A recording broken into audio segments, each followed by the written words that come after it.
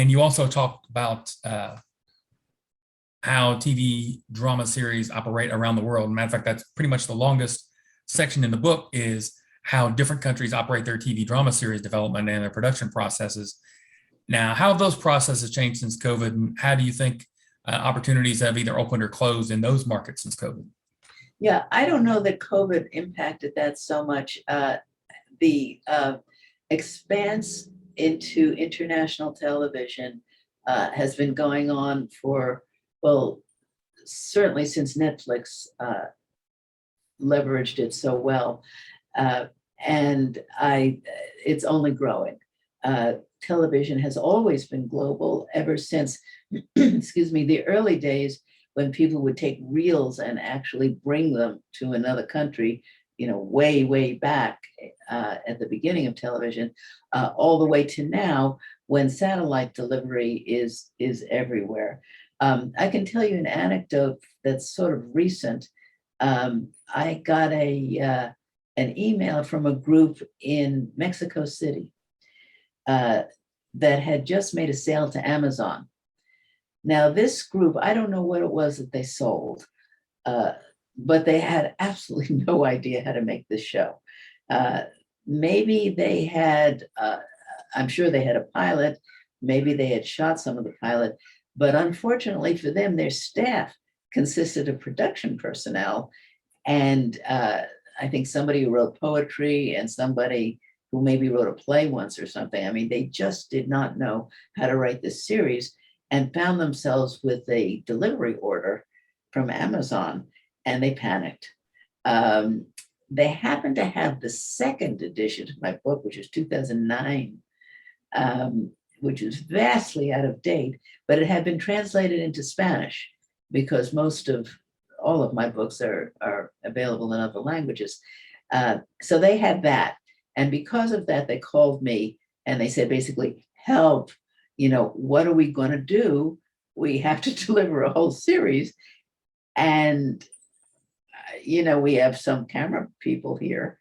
And, there's a very advanced film industry in Mexico. So they certainly knew how to make films.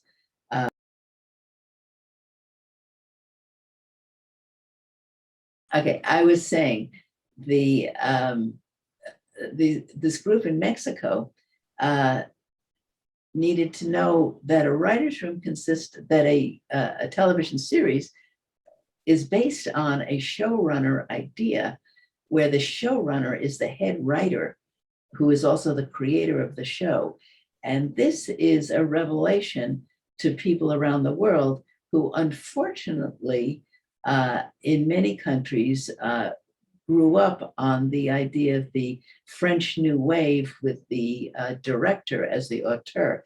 It's murder for television shows. You cannot have a director auteur delivering a television series. Series are run by writers, and the head writer is the showrunner. So you need a strong storyteller at the core. And that's news in a lot of countries. And until they caught up with that, they were unable to compete with the American marketplace. Now they got it.